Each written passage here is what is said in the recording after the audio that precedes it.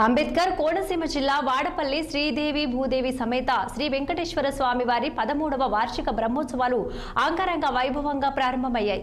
ఈ నెల 18వ తేదీ వరకు మహోత్సవాలు కరుల పండుగగా జరగనున్నాయి. తిరుమల తరహాలో 9 రోజుల పాటు స్వామివారు ఒక్కో రోజు ఒక్కో వాహనంపై ఊరేగుతారు. బ్రహ్మోత్సవాల సందర్భంగా ఆలయ పరిసరాలను రంగురంగుల పూలు, విద్యుత్ దీపాలతో సర్వాంగ సుందరంగా ముస్తాబు చేశారు.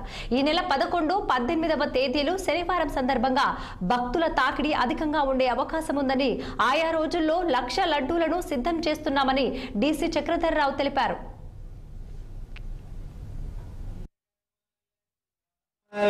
నమో వెంకటేశాయ. కోనసీమ తిరుమల వాడపల్లి క్షేత్రంలో వేంచేస్తున్న స్వయంభూ చందన స్వరూపుడు శ్రీభూసమే శ్రీ వెంకటేశ్వర స్వామి వారి వార్షిక బ్రహ్మోత్సవం, త్రయోదశ వార్షిక బ్రహ్మోత్సవం, 13వ వార్షిక బ్రహ్మోత్సవం చాలా అద్భుతంగా భక్తి శ్రద్ధలతో చాలా ఘనంగా ప్రారంభమయ్యాయి. ఈరోజు ఉదయం దీక్షాధారణ, అకల్పష హోమం, ఈ కార్యక్రమానికి అర్హత సంపాదించే నిమిత్తమే హోమ కార్యక్రమం.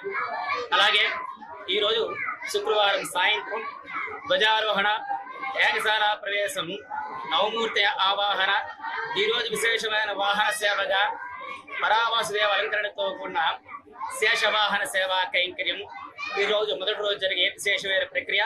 రెండో రోజు రేపటి రోజున శనివారం మహాపుష్పయాగం తిరుమల వైకుంఠంలో ప్రతి కార్తీక మాసం శ్రవణ నక్షత్రాన్ని జరిగే విశేషమైన ప్రక్రియ మహాపుష్పయాగం. 100,000 పుష్పాలతో విశేషమైన అర్చనలతో రేపటి రోజున శనివారం విశేషంగా జరిగే మహాపుష్పయాగ ప్రక్రియ.